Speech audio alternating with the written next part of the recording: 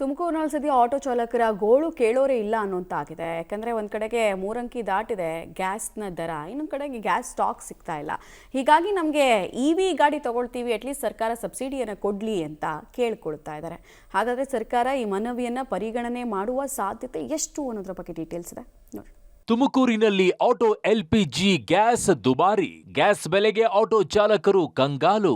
100 ರೂಪಾಯಿ ದಾಟಿದ LPG gas. ಹೌದು, ತುಮಕೂರಿನ ಆಟೋ ಚಾಲಕರಿಗೆ LPG ಗ್ಯಾಸ್ನ ಬೆಲೆ ಈಗ ಹೊರಲಾಗದ ಭಾರವಾಗಿ ಪರಿಣಮಿಸಿದೆ.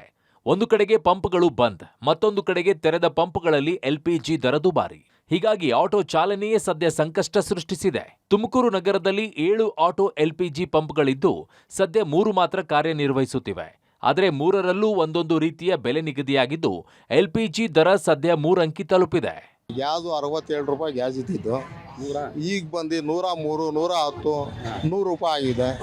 ಅದೇ ಸಮಸ್ಯೆ ಏನೇನಿಲ್ಲ. ನಾವು ಹೆಂಗೆ ಜೀವನ ಮಾಡೋದು, ಯಾವ ಥರ ಇದು ಮಾಡೋದು, ಮಕ್ಳಿಗೆ ಸಾಗೋದು ಯಾವ ಥರ ಗೊತ್ತಾಯ್ತಾ?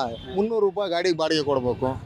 ಅದ್ರಲ್ಲಿ ನಾವು ಗ್ಯಾಸ್ ಹಾಕಿಸ್ಬೇಕು, ಬಾಡಿಗೆ ಕಟ್ಟಬೇಕು, ಇಲ್ಲ ಅಂದರೆ ನಾವು ಜೀವನ ಮಾಡಬೇಕು. ನೀವು ಬಾಡಿಗೆ ಜಾಸ್ತಿ ಮಾಡಬೇಕು. ಏನು ಮಾಡ್ತೀರಾ? ಗ್ಯಾಸ್ ಸಿಗ್ತಾ ಇಲ್ವಲ್ಲ, ಎಲ್ಲ ಗಾಡಿಗಳೆಲ್ಲ ನಿಲ್ಲಿಸಿದ್ದಾರೆ.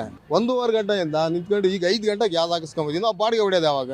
ಇನ್ನು ಆಟೋ LPGಯ ಈ ದರದಿಂದ ಕಂಗಾಲಾದ ಆಟೋ ಚಾಲಕರು ಸರ್ಕಾರದ ಗ್ಯಾರಂಟಿ ವಿರುದ್ಧ ಆಕ್ರೋಶಗೊಂಡಿದ್ದಾರೆ.